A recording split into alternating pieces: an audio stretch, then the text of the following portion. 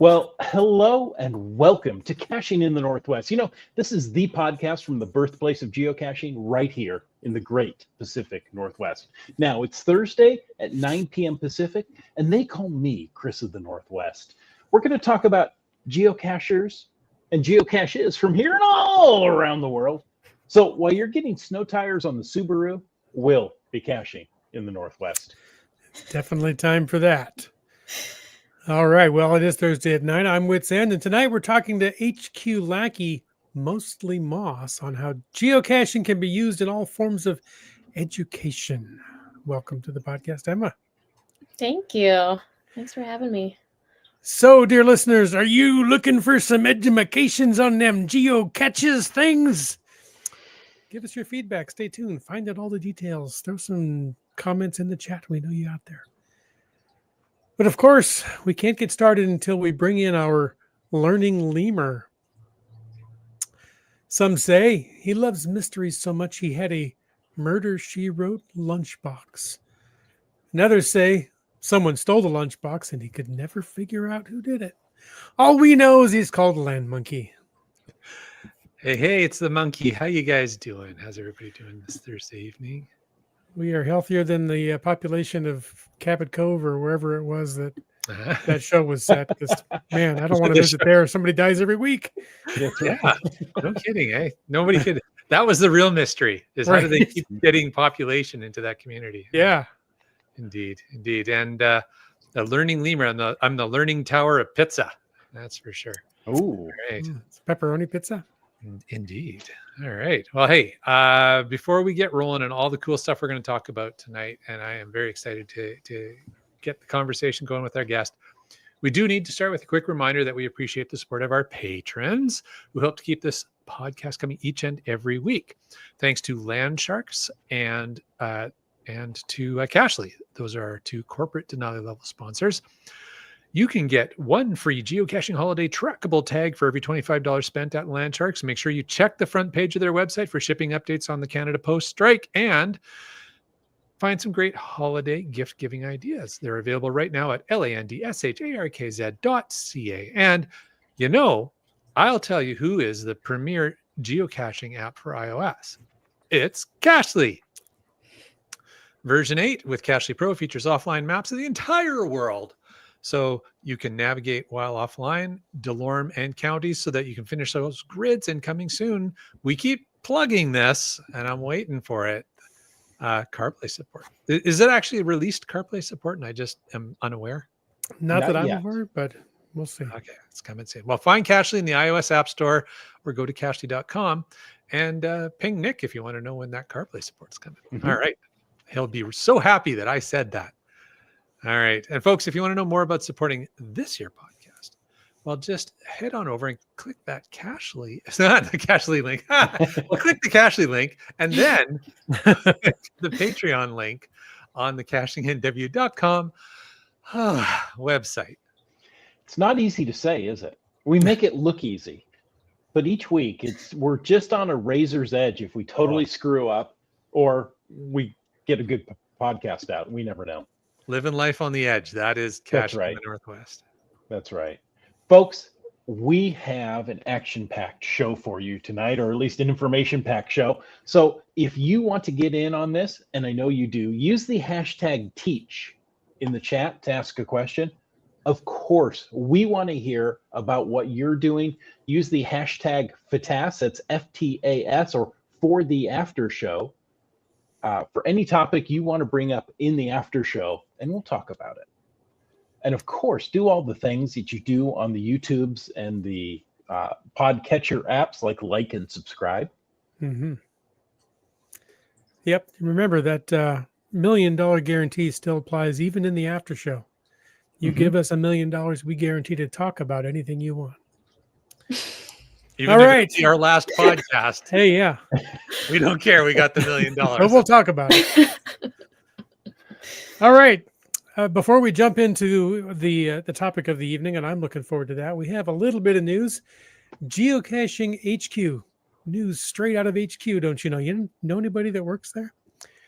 Well, they've crafted a special souvenir exclusively for geocachers to commemorate the December solstice. You, yes, you, dear listener, can earn this souvenir by finding any geocache, attending any event, or even completing an Adventure Lab location from December 20th to December 22nd. That's a weekend, by the way, in case you weren't looking at the calendar. There's Weekend fewer before and fewer Christmas. excuses to not earn this souvenir. Yeah. And you got to be, like a wit's end and not earn souvenirs. There are also year-end souvenirs.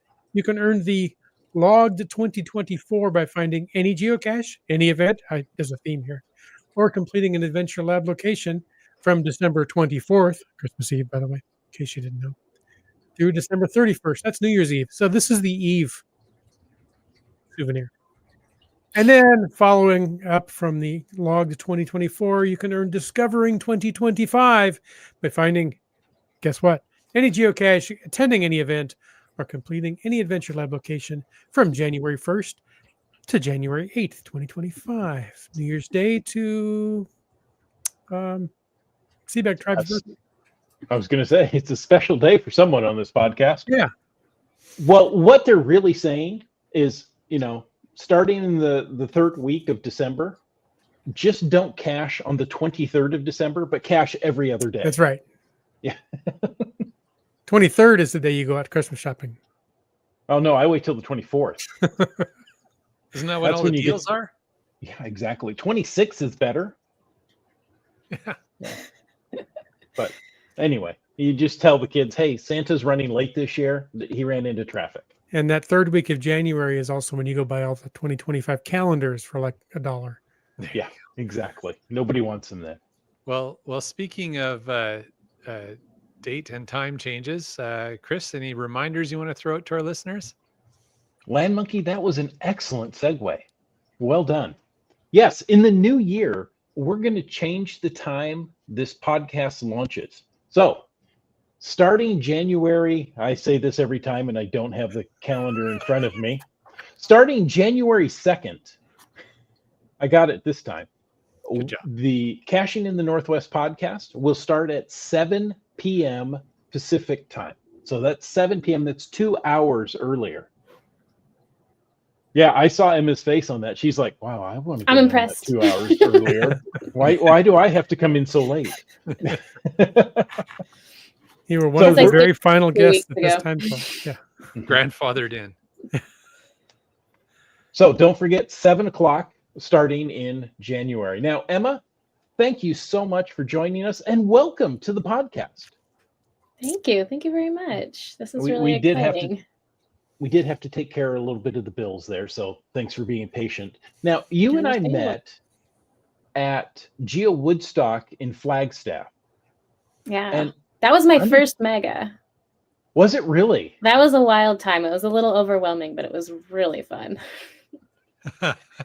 That's mega events. I gotta throw an extra question in here now that we didn't plan for. But as a lackey attending your first mega, how was the experience for you? Very overwhelming, but in a very good way. My biggest takeaway that I learned is I did not bring enough lackey tags. I brought 100 and I was out within the first 2 days. And people are really disappointed when you don't have them. And I felt very bad. But it was great. Everybody was so friendly and welcoming and so excited. And it was a really fun time. And it was my first time in Arizona too. So I got to see the Grand Canyon. It's pretty grand. It's pretty big. That's what I've heard. I was not expecting it to be so big. It's fantastic. Did you happen to get there at sunrise or sunset? No, we had just a little bit of time after we landed and just drove up there real quick and then came right back to do different events for the Woodstock. And it was a really fun time. I really enjoyed it. It was such a well-organized event. I can't imagine how hard it would be to organize something that big with so many moving parts. And it was amazing. And I have all the praise for the event hosts and all my fellow lackeys who went with me and were very supportive, and all the people I met along the way who were so friendly. Awesome. Thank you for answering that unscripted question. But when you mentioned that, I thought, well, got to be an interesting experience showing up as It was wild. you know, a celebrity now all of a sudden. Yeah. Yeah, it was great. And you have podcast hosts that just come up to you and ask questions out of the blue. So Yeah, and that was You fun. We just- had a great conversation. And yeah, I'm just glad that never this know. like came to being. Yeah.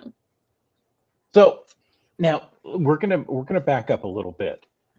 We get new listeners all the time. So we introduced you as an HQ lackey. But in case some of our listeners aren't familiar with that term, could you explain what a lackey is? It's an endearing term for an HQ employee, and I'm not quite sure where it began, what its origins are. But it's a phrase that's used, both internally and within the geocaching community to describe HQ employees. And we really have taken this term and run with it. I have T-shirts that say lackey. We have a company softball team called the Slackies. We have a lot of little inside jokes around lackeys in the office. It's a phrase that you hear every day, all the time. Well, clearly Slackies is an abbreviation for super lackeys. I'm sure that's where it came from. I'm sure. Okay, well, if I were to ask 10, even 3 different lackeys what a day in the life of a lackey looked like, I'd probably get as many different answers. So Yeah. what does a day in your life at HQ look like? What's your area of responsibility? Yeah, I am part of the community engagement team, which means I'm doing a lot of things throughout the day, and every week, every year is different. But we do a lot of the outward-facing content for the community, and that's a big umbrella I just threw out there. But we do all of the souvenir and event campaigns. I should say most of the souvenir and event campaigns. We do a lot of the blog posts, social media, and we do a lot of content creation, whether that's graphics, whether that's videos. I'm working on the first video right now to promote that souvenir, those 2 souvenirs, I should say, that are coming out. We also do a lot of customer support. So that's answering emails, that's helping people. And we also take on a lot of behind the scenes projects that affect user experience on our platform. And that's a lot of little projects, some of which the community may see, some of which you'll never see, but are impacting your experience on the platform or within our community.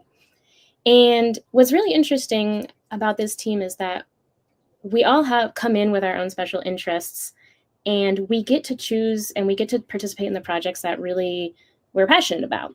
So I'm really passionate about education. That's where my background is. That's what I went to school for. And so I like to take on a lot of those projects. And that could be education in terms of new user experience. It's also education, how teachers or youth groups or adult groups are using this platform for educational purposes. And it's really fun. And I hope to do a lot more of that throughout the years. But I just started about 1.5 years ago. So I'm still getting started.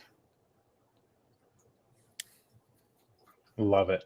Yeah, that's wow. That's a lot. That's you a got lot, a lot on yeah. your plate there. That's fantastic. But we also get to do really silly things. Like I said, we make a lot of video content. And so some days we are sitting out taking really silly videos, and people are walking by like, what are you doing? I was in the grocery store the other day, and we had an egg cache container, and we were holding it up to a dozen eggs in the store and trying to take pictures.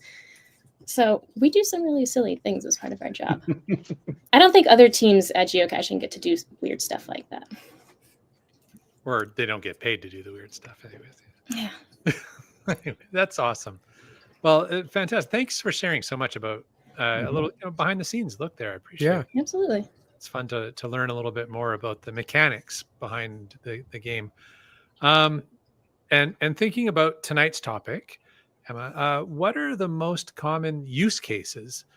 Boy, here's our, talking about our day jobs, and we're starting to use our own internal language here, but that you've seen for educators to use geocaching as a teaching tool with younger children. Yeah, that's a great question. I've seen and heard about so many different ways that educators are using geocaching as a teaching tool.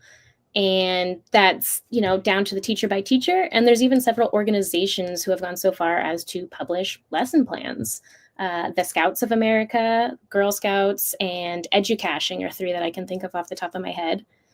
But for younger learners, geocaching is really a great way to introduce things like navigation and mapping. And there's a lot of different ways I've seen teachers do that. It's kind of depends on the age group of the students and the resources available to them. But geocaching is a real life treasure hunt. So how is that not appealing to kids? I've done quite a few activities like this with kids, and it's always a blast. And then there's always earth caches. They're kind of like the shining example of education and geocaching, and they're a great way to learn about geology in your neighborhood. You can do walking field trips to them, and they're often features that, might not be highlighted in other places. They're small things in your neighborhood that might go overlooked otherwise. And another way that I've seen geocaching used that I think is really cute, because I did this as a kid in the 90s, to age myself, but I've seen educators release trackables with their students, and then they follow that trackable's journey around the world. And so it's kind of like a 21st century flat Stanley, if y'all ever did that. Yeah. And I really love that idea. I think it's really cute, and I would love to see that in play in a real classroom. I don't think I ever did a flat Stanley in school, but we read the book. You read the book? Well, so they take a little cutout of a little person and they send it around the world. I remember doing that, and I don't think ours got very far. I was going to say, that's not when John falls off his bike. That's not a flat Stanley. Oh, gosh. Oh, yeah. It's a different flat Stanley. Yeah, he'll be here all evening, folks. Sorry. Not. So what was the inspiration for you and the team at HQ to start using geocaching and marry it together with instructing things? But did you have any initial goals, use it as an instructional tool? That's an interesting question. I think with the exception of earth caches, there's no express educational goal of geocaching. It's more of that experience in outdoors, which you could argue is also learning. Yes. But to clarify, HQ doesn't design all these geocaching related lessons out there. I wish we could. I wish they would pay me to do that full time. Talk to Brian. But these have all come from teachers and educators based on their students, the age range of their students, the learning levels of their students, and the resources and the interests. So I think that's really neat. And I think that's a really cool example of what geocaching is all about. It's a game that each person does differently based on their interests, based on their interests and needs and where they are. It can be played so many different ways, and it can also be a learning tool in so many different ways. For example, and I know this is a hot take, but I love adventure labs. And when I travel from city to city, I like to do adventure labs to learn about the city that I'm in. I think they have really cool features that I might not have known otherwise. And it's something I go out of my way to do when I'm traveling, especially in another country. My wife likes them, and when we moved to a new city, we used them to learn about the city we were in. So yeah, it's really cool. I got to do one in a botanic garden in Taipei, Taiwan, and I don't think I would have found that botanic garden otherwise. And it was in English, and so a lot of the signs that I was there were not in English, and so it was a really cool way to learn about this garden in a way that I would not have been able to do otherwise. Very nice. Yeah. There's lots of great examples of, it's like any other part of the game, right? There's really great examples of things, and there's like, oh, gee, I guess you could have done a better job. But yeah, definitely adventure labs, I would agree with you, are a fantastic way to learn a little bit more about an area that you're visiting. We enjoy doing the same thing when we travel. And it can be, there's definitely an aspect of education there as an adult, gaining some education. And I think that's probably something we want to talk about with you a little bit more is there's the traditional thought or view of education and geocaching, and as we discussed earlier, in classroom settings, etc. But there's that ongoing life learning aspect of the game, and I'm curious if you've noticed a difference in how different age groups or learning styles respond to the geocaching activities. Yeah, that's a great question. And I'm glad that you brought up that there's kind of different ways of learning and different settings for it.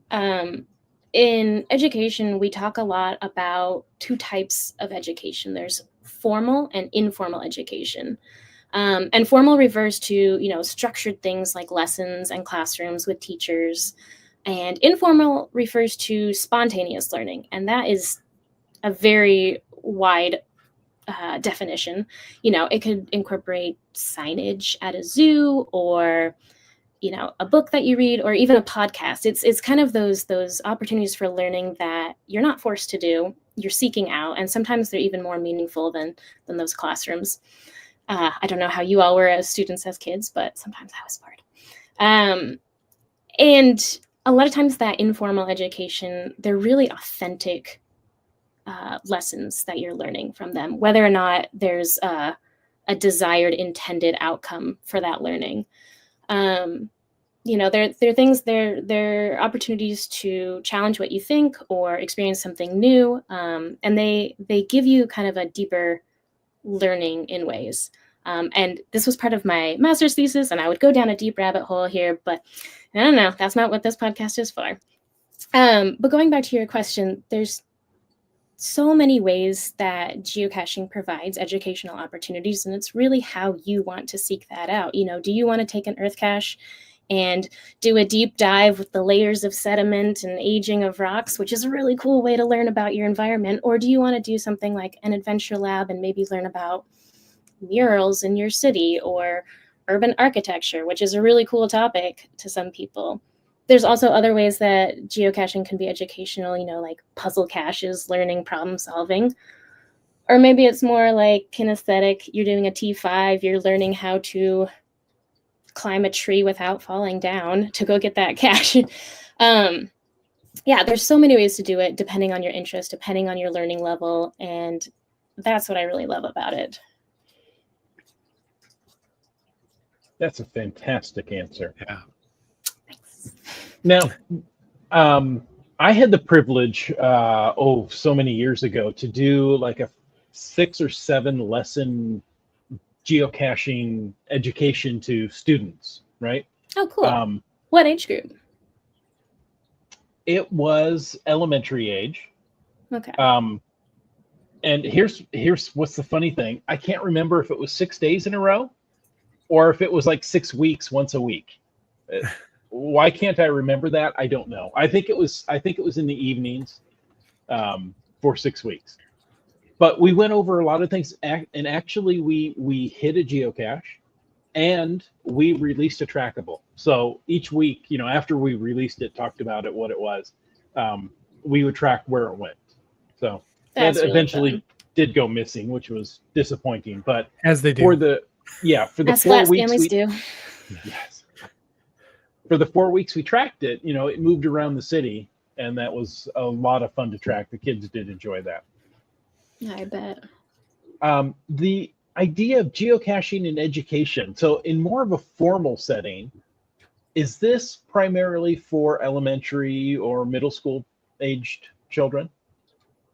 I've seen it all the way from elementary on up to adults in college, because there's so many ways you can do it.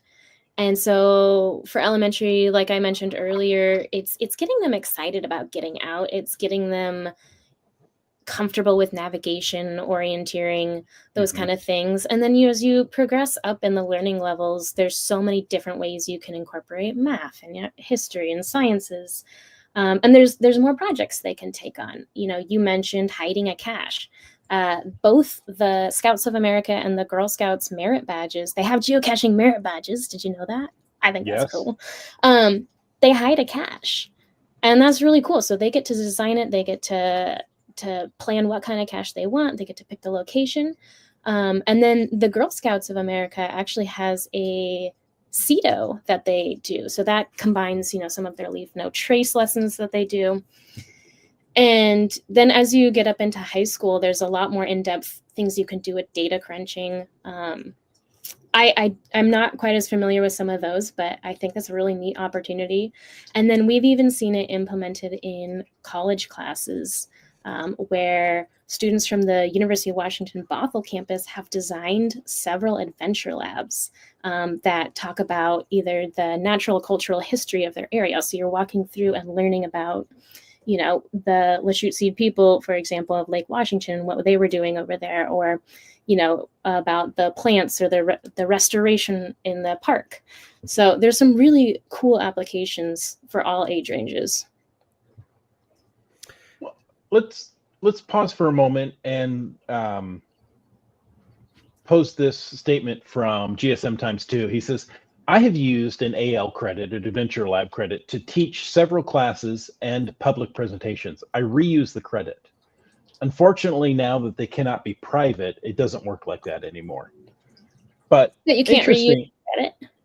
Well, I'm sure he used it as a private one just to be able to take people around, you know, maybe a closed location, like a school or something, right? Or a private property. Yeah. Yeah. Well, we're not doing the private credits at this time, but we did unveil earlier this year the rolling credits that you can earn. So you can make an adventure lab, and I believe it's 90 days. You get another adventure lab credit, so you can keep building them. But they do need to be accessible for people to enjoy, kind of like how we don't do the private geocaches. So I think there's some pros and there's some cons to that, and it's still a working thing. That's why we're always improving and doing new things with adventure labs. But there's some really cool ways you can work around that, especially using public spaces. And, you know, they don't have the same proximity requirements that traditional, you know, physical caches have. So there's a lot more kind of creative things you can do with that in public spaces. He was using a maritime museum. There you go. Nice. So I believe as long as it's open a majority of the week, you can still do adventure labs within those. I've done plenty in botanic gardens and zoos and other kind of private yet public spaces. Right. One more here from Monkey Cakes. I released a trackable. Isn't that great? I love the picture too. With a class of 4th graders as part of a Washington history class. The goal was to travel to all the counties in Washington. Good goal. Did it make it? There's the question. Yeah, that's the question. We'll have to wait and see. I bet you'll come. While we're waiting, we're talking about losing trackables, and I just want to offer some hope. Wet Coaster said, I had a trackable resurface after no log for 9 years. Wow. So, it happened. That's impressive. That's great. That's impressive. All right, so it sounds like involving geocaching education, you can learn a lot of new skills. And as geocaches, we have a lot of different skills. Some of that, you know, just to go after an average cache that we've developed over time, we may not even realize that we've developed them. Have you found any examples of that kind of thing that in your educational experience? Absolutely. And I think the best times you see those, and not to say that this can't happen other ways for all you teachers out there. I'm not saying anything like that, but some of the best examples of, you know, a group of students coming together and problem solving or developing some critical thinking skills is when they're left a little bit to their own devices, where there's a little bit of open-endedness to the challenge, and they really have to kind of puzzle their way through that. This was before I started working at geocaching, but I created a scavenger hunt. It didn't involve any technology because my students were a little bit too young to be using that, handheld GPS, for example. But I gave them a map, I gave them a compass, and these are 5 and 6-year-olds. They did not know how to use a compass quite yet. And they had to figure out where north was. And watching them puzzle this out, they got there in the end, but watching them puzzle it out was one of the most endearing things I've ever seen. They were looking at the paper map I gave them, and north was written in the top, you know, as maps often do. And they were looking at it, and they said, north, look, north is there. It's in the trees. Oh, no, that's not what I meant. But then watching them puzzle that out, and then also them using the compass, and some of them kind of knew what a compass was. It's really fun to give students just a little bit of resources and let them puzzle it out.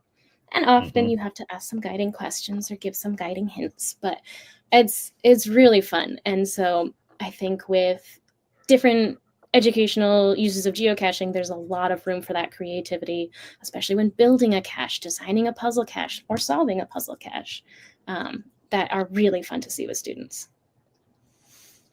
We have an answer. Monkey Cake says it went missing, then it resurfaced, only to go missing again. Only made it to 10 counties. All right. Well, we need to go on a mission to go find this and get it to those last counties. But it made it to 10 counties. Yeah, that's impressive. Right? That is pretty good. That's awesome. All right. We were talking about some of the skills that can get honed by using geocaching as a learning tool.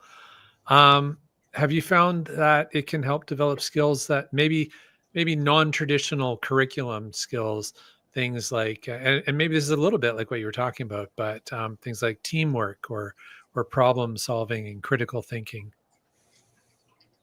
Yeah, absolutely. And I think it kind of depends on what the intent of the educator is. The skills you might learn doing an earth cache might be different than letting them go out and try to find their local puzzle cache, for example. But there's some really cool opportunities for that. And I think that both the Girl Scouts and the Boy Scouts, or Scouts of America, excuse me, do a really good job of that, because there's a lot of that student-driven kind of initiative there. They give those students a lot of leeway to design their own or pursue their own interests in there. But there's a lot of opportunities for that, no matter what kind of lesson you're doing. I think it's great. Very cool. As a side note, the scouting programs in Canada also have the same badges for geocaching. I was trying to find some of their lesson plans around that, like the merit badge requirements. Do you have a good resource or link for that? I have to ask Laura. We did teach, actually, our local troop that our daughter was a part of when they went through that. We taught the geocaching curriculum for them and helped them through that. So they have a book that they work through and such. So I'm sure let's throw it out to our listeners. If we have any listeners in Canada or the US who have a son or daughter in guiding or scouting, if you want to email Emma that I would love that. And I know that the Scouts in the UK also do some geocache activities. Of course. Where it came from. Where scouting came from. Yeah. I know we have some scout leaders that listen. Oh, I'm sure. There you go, like Kitty. Well, here you go, Land Monkey. Girl Guides. Kitty Quest says provincial groups have their own geocaching challenges. Very cool. Oh, I love that. I would love to learn more about that. And then I also know that it comes down to scout group by scout group, just based on the interests of the parents or the participation of the parents, that there's a lot of variation out there. Very cool. Well, now you've given some great examples of how geocaching can help in education. Do you have more how geocaching has positively impacted students' engagement and learning? Yeah. So I've worked with a lot of environmental education groups and a lot of nature-based organizations. And some of them are conservation focused, some of them are urban environmental education focused. They all have their little specialty. But something I've noticed is there's often a strong aversion to adopting technology in an outdoor classroom. And I think there's a lot of reasons for this, but my hunch is that it comes from an idea that nature-based education is the antidote to the iPad kid. The idea that kids are glued to their screens all day. And so the only way to fight that is to throw them outside. I mean, they're not wrong. They're not wrong. But as you've noticed, like, youth are really quick to adapt to technology. Mhm. And technology is becoming so much more prevalent everywhere, in every field. And it's becoming more and more of a tool for education, not just distraction. So why don't we Mhm. put it to good use? And, the whole point of nature-based education isn't to force kids to learn about birds or trees or whatever. It's to help people, not just youth, but people build relationships with nature and therefore have a reason to care about nature and get interested in it. That's why I became an environmental educator, is because I had a whole lot of experiences outdoors as a kid. And I think that's something that geocaching is naturally really good at. It's sparking excitement, it's encouraging adventure, and it uses technology, common technology like GPS and now cell phones, to do that. And so I think it's a great example of how technology is a great way to do outdoor engagement, which then leads to education. It's that informal learning that I mentioned earlier. So rather than fight technology, using it as a tool, I think, is really powerful, and getting people excited is the first step. Yeah. Well, we've talked about some opportunities here. GSM Times 2 again said, last year I was contacted by a company that wanted an introduction to geocaching as a team building experience. It went pretty well. I want to learn more about that. Yeah. And I saw Keats94 said that I ran a field course with my coworkers at MEC and educated them about geocaching. It was a fun time. Awesome. So, and Heather said taught a local Girl Scout troop about geocaching. So she said she spent too much time talking about satellites in the beginning and ran out of time, but they did make CETO kits, bags and gloves, and film canisters. So there's lots of different opportunities and areas to involve geocaching education, whether it be your 4th grade class sending a trackable that gets lost twice, or the team building course, or your employees. If we have somebody out there that says, hey, I want to do this, I want to get involved and join geocaching and education together, do you have any technologies, any resources that you might recommend to somebody that's just getting started with geocaching to get that? You can go all the way from, like we learned, elementary school all the way up to adults. Absolutely. And I think to give them the best advice possible, I'd want to learn more about what their goal is, what their age group is, all that jazz. But I have a couple kind of words of wisdom to start with. And I think the first thing is that the biggest asset to geocaching, but also the biggest barrier is, especially with youth, sorry, I'm stumbling over my words here, is the technology aspect too. Because certain age groups of students are not going to have cell phones in the classroom. Or they shouldn't. Right. Or they should. You would be surprised, but nonetheless. Anybody under like 75 should not have a cell phone in the classroom. Yeah, we can debate that more. But, I think not all students have access to a handheld GPS or smartphone. And second of all, not all parents or teachers will feel comfortable having the app on every single phone. Sure. So to get around this, I've seen a lot of creative solutions that teachers do. And teachers are the magicians of working on a budget. I give them so much kudos for that. And so one of the really simple solutions I've seen is teachers printing off maps of the caches or of the terrain and sharing those with the students. And then they can practice compass using, they can practice creating their own maps, drawing contour lines. So printing is a really great way, super cheap. Or typically classrooms will have 1 or 2 iPads that they can share among the students and take turns. Also iPads, they got a bigger screen. Yeah. And I shouldn't say iPads, I should say tablets, but they have a bigger screen. So that's a first easy way to overcome that barrier. And secondly, while anyone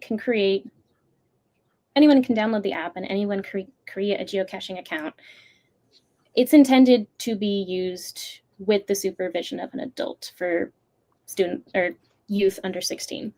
So for younger students, teachers, parents, scout leaders, whoever that educator is, I've often seen them create a single class account that they manage. So it has adult supervision. And then the students take turns on it, and then they can hide that cache together. It's not one student hiding a cache or a trackable. So I think that's a really great solution. It's a really simple solution. So those are my first two pieces of advice just for getting your foot in the door. From there, there's a lot of cool resources out there, both on our website and in our forums, but especially out on the website. If you just Google geocaching merit badges, for example, you get a lot of really cool lesson plans or suggestions for activities through all the various scouting and guiding programs out there. Another really cool resource that is slightly outdated, but is called Geocaching. And it is a series of lesson plans that focus on geocaching, but then also take it into all these different subjects like math, statistics, mapping. And I think that's a really cool way. Somebody put a whole lot of thought into that, and I would definitely like to dive more into geocaching. I just think it's a really neat way to incorporate it in other lessons, because something that I've noticed with students is that having like a common theme through multiple subjects is a really great way to kind of compound comprehension of something and tie it to a real world thing that students are excited about and students care about. You know, they don't care how many apples Sally has in a cart, but if they've already learned about geocaching, they're already excited about geocaching, and then they do math with find counts, for example, that's tying all the little pieces together. Yeah, for sure. Well, this has really been interesting, but I feel like we're kind of talking about like present state, current state, like where geocaching, how it's being used today as an educational tool, and how different forms of educators are using it, and how it can be something that can create that. Sorry, what was the term you used? Non-traditional education? No, that was informal education.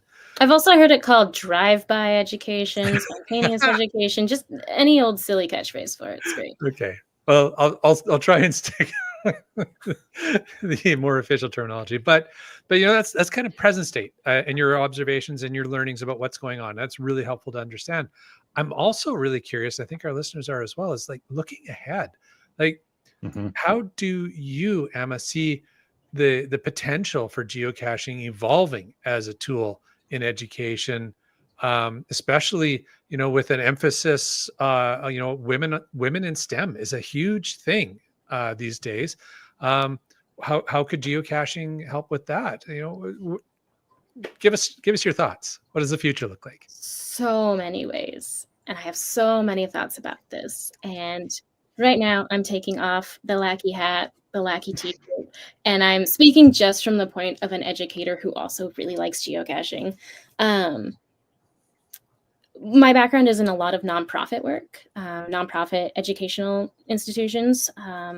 Most recently, it was a botanic garden. I see these as really powerful tools for organizations to create more informal learning opportunities, if that makes sense. For example, an adventure lab throughout a botanic garden, that's a great idea. And it's really easy to make. It's really low cost. And it would attract more people to come to the garden beyond just people who really like plants. When I was working at the garden, I just started when the pandemic hit. And in Seattle, where I was, things shut down and we couldn't do programs. We couldn't do kid programs. We couldn't do adult programs for a long time. So there was a scramble to kind of figure out ways to still engage and teach people with distancing. And we didn't know how long that was going to last for. And so something we did is we created signs with QR codes, and you scan the QR code and more information pops up. But oh my gosh, an adventure lab would have been the perfect solution to this. I didn't know about them back then. I didn't know about adventure labs. I knew about geocaching, but I did not know about adventure labs back then. But I just see, I've completed so many adventure labs. I've done so many earth caches, and I've done so many regular caches that have really creative ways of providing information to the player that I'm so impressed with the way cache owners think about these things. Some of them, not all of them, must be teachers. But there's really creative ways to share information in a very engaging way, so much more than a static sign that says, in 1989, this, then, da. No, they do some really creative ways to get people engaged, looking around, and kind of taking in the information that their environment is giving them. So I would love to see more creative ways to do education, whether it's Adventure Lab, a traditional cache, Earth Cache, and more ways that maybe underfunded programs, whether it's museum, botanic garden, or even like a student group, can leverage those to teach. Very cool. Well, that's a great answer. I'm so excited about this. I'm so passionate. I know. I love the energy. And it shows. I also, yeah, absolutely. But it's also really neat to hear your thoughts about where the opportunities lie, because that may just be motivation for somebody listening to the podcast to start running with the ideas. I hope so. And please share those GC codes with me. I want to do them. Now, my wife is a 3rd grade teacher. So I asked her, and I can't believe how quickly this time is flying by, but I asked her how she could use an aspect of geocaching in her classroom. Now, currently, she's teaching graphing in math. So is there any data available from geocaching that she could use? Just to throw something out there, each type, the number of each type of geocache found per month, or the amount of finds in a state. Of course, these, just examples. Yeah. There's a lot of stats you could parse from there, and I'm not sure about finds per month necessarily across an entire region, but you could certainly do, caches total or caches by type in a region. Another cool thing you could do is if you had multiple accounts that you could pull their statistics and say, Bobby found X many more than Susie, and do it kind of on a personal level. And it doesn't even have to be student accounts. It could be any accounts, or it could be made up accounts even. But that could be a fun way to do it. Or, finds of an account over time, especially if they were doing a streak or trying to fill their grid out. That could be a really fun way to do it and tie it back into something that maybe the kids are already familiar with or excited about. I love that. Now, we can't use Rock Chalk's account because that will throw off the entire curve. There's some wackies that really just ruin it for the rest of us. Yes, some podcast hosts do that too. Emma, you're welcome back to the podcast anytime. You've just earned your invitation back. So, jeez. Okay, so I'll give you all wacky tags too. Oh, okay. The next question she had was related to what other teachers are doing. Is there a group or forum she can look at for encouragement and ideas? That's a really good question. I have my answer for it, but I think probably your listeners would have even more answers that I'm not familiar with. So please put them in the comments so I can save them and look into them myself. But for me, I think one of the better places I found resources and new creative ideas is through our forums. Okay. You can, break it down by age group, or you could ask specific questions or regions. I think that's a really great place to start. Again, a lot of the scout groups have their lesson plans out there. Educaching is another place. Those would be my places to start, but there's a lot of information out there, and I actually have seen recently some good posts on Reddit about caching with kids. It was just for parents with kids, but could easily be adapted for school groups or youth groups. Fun. There you go. Well, we're running up to the close of the show here. We've had so much fun talking with you, Emma, and learning from you about really? About learning. Learning about learning about job is done. Yeah, mission accomplished. So maybe we'll ask you if you have any advice or words of encouragement that you would want to share, either with formal educators or people just looking to use geocaching as an educational tool, either in classrooms, outdoor programs, or lifelong learners. Oh, I have so much. And for the sake of brevity, I would say, to sum it up, it's all about, before you're learning, it's all about drumming up excitement and engagement with it. Mhm. It doesn't matter if you finished the earth cache, but if you had a lot of fun scrambling around the rocks, looking at bands of sediment or whatever, you did your job, and it's not about solving that T5D5 puzzle cache. If you had fun doing it, especially if you're with a young learner, then that's a find in my book. Not a valid one. Please don't log it. And please yeah, it's all about drumming up excitement. It's all about sparking that joy and just sense of adventure when you're outside, and that's going to make lifelong learners. Mm-hmm. Well said. Thank you. Fantastic. Emma, thank you so much for joining us this evening. Man, we need to have you back. I think we've only touched, Absolutely. the surface. We need to dig deeper and go into some more detail here. But folks, we hope you also enjoyed this episode of Caching in the Northwest. Yes. Thank you, Emma. Thank you, Jim and Chris. And thank you, everybody in the live chat, for all the great comments. And we'll get to a few more as we roll into the after show. But before we do any of that, definitely want to take a moment to thank Landsharks and Cachly, our corporate Denali level sponsors. Landsharks.ca is the outdoor adventure and geocaching store. Check them out online.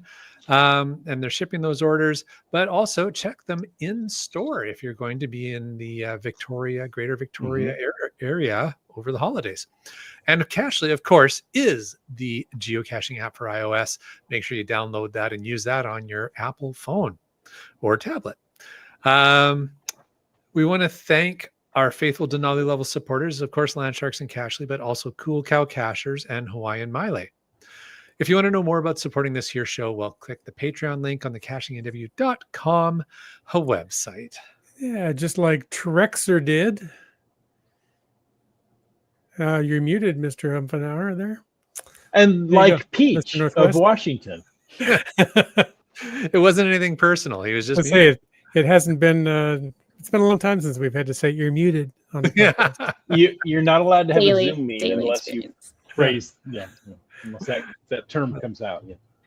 Well, keeping the list of patrons going, we've got Ackerdoc, Skyhawker, Seebeck Tribe, Antaeus, Greenwords, Ken, we need your geocaching name. Stat. All right.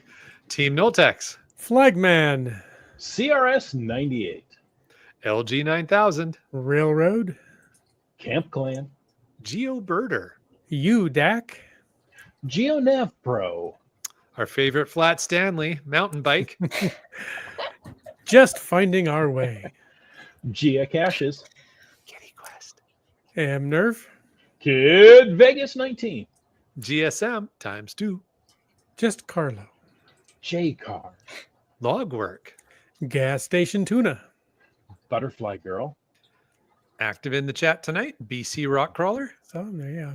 Subway Mark, Dora Moore, Terrible Teas, You Talks to Rocks, Boomer 365, B Pendragon, MC3 Cats, Limax, Spilly Drinkers get a wet coaster, Whidbey Island Gal, Genies, and Korsgat. yeah. Guys, I got to tell you something. Just like we're going through the list, and midway through the list, it was my turn, and I paused for a moment because I saw, and for folks who are listening live behind the scenes here, we have our caching name initials beside each one we're supposed to say, and those are my wife's maiden name initials for my name. And so I paused for a moment. I'm like, why is her name in there? Wow. All right. I was like way off in left field somehow, but I'm back. Welcome back. Thanks. All right. Well, we thank all of our patrons and our sponsors and everybody. And Emma, we thank you, mostly Moss, for joining us tonight. It's been awesome to chat with you. Thank you very much. I had a blast. If somebody, and hang out for the after show, I see some questions coming up for you. But if listeners wanted to get in touch with you, do you have a way that you'd like them to do that? Yeah, because I'm part of the community team, I see all those help center emails come through. So if you just throw it at info@geocaching.com, I can help you there. Or sorry, excuse me, contact@geocaching.com. And you just put Mostly Moss or Emma in there, it will come to me. Nice. Yeah, you can also find my profile on geocaching.com. I am there. I play. And you go to mega events now. This is a new thing.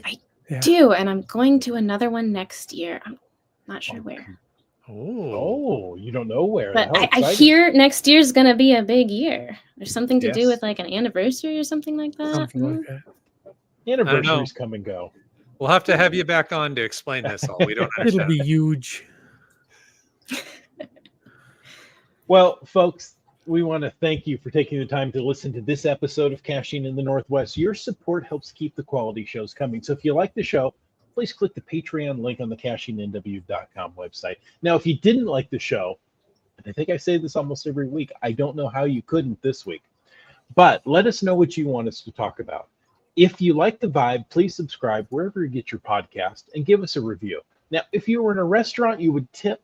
If you were in a live audience, you would clap. But since you're on a podcast, leave us free, fast, fabulous, fantastic 5-star review. Of course, you can call into 253-693-TFTC and leave us a comment, ask us a question, educate us at any event, any time of the day or night. And of course, you can email us at feedback@cachingnw.com. Join us every Thursday night, 9 p.m. Pacific, 7 p.m. Pacific in the new year for a live show and chat. This show is produced by Chris Umfenauer and Jim Paul with Jay Kennedy and Brian Lang. It's licensed under a Creative Commons Attribution 3.0 license. Copyright for one of the last times in 2024 by Chris Umfenauer. Folks, I ask you to stay tuned for... Does anybody have it? No, I don't have the soundbite. Okay. The after show. The after show. Okay, there you go. Once again, off in La La Land. Yeah. As was said in the chat, I miss one show and that's it. I'm done. I saw that. Yep. Well, yeah, that's it. Oh, there you go. Heather helped us out. Off for 1 Oops. week. Oops. There one. The after show. show. After show. There you go. We're officially in the after show, Emma. Ooh, that's exciting. You did Yeah. it. You made I know. It was a pretty rough transition, but you made it. it. I mean, this close to the holidays, shouldn't it be the after show? Ho ho. Ooh, Oh. you're fitting right in. I like you. Yeah. It's all Boy, I puns on never our even team. thought of that. I know. Well, you can use it next time. You're welcome. Okay. Next year. Okay. We do have. Uh-oh. Somebody's Sorry. coming to get They're taken coming to get away. you. Sorry, I'm right next to a fire station. Oh, I gotcha. Well, I told you we had questions specifically for you. I saw this one pop up. Caching Can says, can we get an explanation of your Lackey profile picture? Apparently, it's a person riding a cat. Oh my gosh, I wish I had a way to pop that up on my screen real quick, but I was not prepared for that. Yes, I am riding a cat in my Lackey icon. It is specifically my cat. His name is Kenji Lopez Alt, after the chef and author. And the keyboard button. 2020 was a weird time, y'all. I'll just say that. But It now was. he's turned into a full-fledged orange monster that we love. He's not quite as good a chef as the real Kenji Lopez. And if the real Kenji Lopez ever finds out that we have a cat named after him, it's going to be really weird and awkward. I hope that never The next time happens. you meet him. Apparently he lives in Seattle. Oh. And I have all these like 3 degrees of separation from this real life person that I have a cat named after. It's been my experience that orange cats specifically are a different breed. They They're not whole smart. different personality in the orange cats. They're not wise creatures. Oh, let's see. GSM times 2 says, if you have a virtual reward 4.0, you must use it or lose it by January 17th, 2025. If you don't want to use it, adopt it out to someone else who will use it. Good reminder. Yeah. Mhm. All right. One more here from Keats that says, the more people that understand what geocaching is, even if they don't do it themselves, helps us geocachers try to explain why we're so enthralled with that hedge. That's Yeah, I saw accurate. somebody update his comments and say, or guardrail. Yes, Yeah. or guardrail. That's an odd place for somebody to be parked and looking Right? around. Mhm. Man, I mean, Emma, how many times have you been asked by somebody, "Oh, did you lose something?" Not very many yet. I think Oh, the proximity to Seattle, Could be. enough people know about it Yeah. that I get asked if I'm geocaching. Or one time I forgot, this is on me, I forgot to download my caches before I went on a hiking trip. And so I knew it was in the area, but I didn't quite know where it was. And I saw some other people thwacking around in the bushes. And on a whim, I said, are you looking for a geocache? And they were. It was their first time looking for a cache all the way up this mountain. And then we found it together. It was very fun. fun. And they got to meet a lackey. Yeah. I actually didn't tell them because I think they thought it was a little weird that I came up to them and were asking them about the cache. So I didn't tell them. You know, I find what I get asked the most by people is either, have you lost something? The other one, and more around the area where we live here in BC, is, are you looking for mushrooms? Are you mushrooming? I love the crossover of hobbies because I do that too. There is a power trail near my secret spot for chanterelles, and I have found several, and I have not logged them online because I don't want to give away my spot. But I have signed the logbooks. Well, other people will find those caches, whether you log them or not. Yeah, but they won't know that there's chanterelles like 10 feet away. You don't have to say that in your log.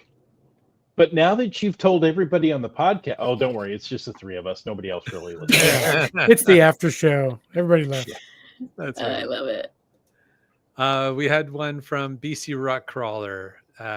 He's wondering if tonight's game is try to figure out where Chris of the Northwest is. It's like a Where's Waldo. Yeah. It was Land Monkey who said it's a minimum security detention Yeah. cell, which, really it kind of is. Yeah. Yeah. Are you feeling the love, buddy? Yeah. SB Dave got it right. It's a hotel room. I am traveling for work right now.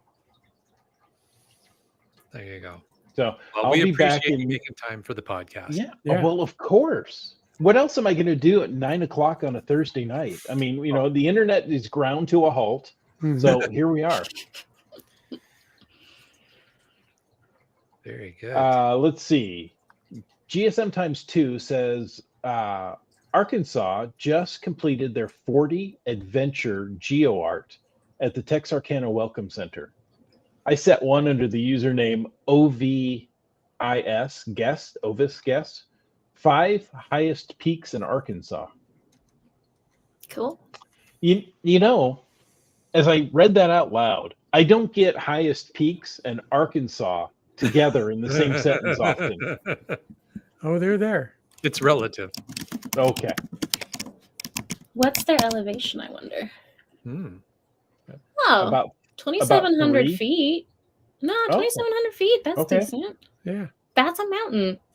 Yes, It's it like- is. It's no But I mean, you Snoqualmie don't Pass. start at sea level in Arkansas either, though, right? Like, Right. Details. You may start at like 2,600 feet. I've driven through Arkansas. There's not much there.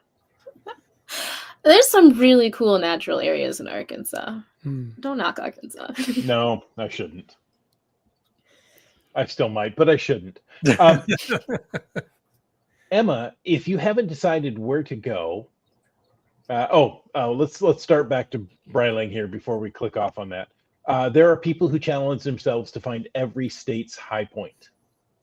So, I have been. Good luck to in the high- Alaska. I have been to the high point in the state of Ohio. I want to say it's like 400 feet above sea level.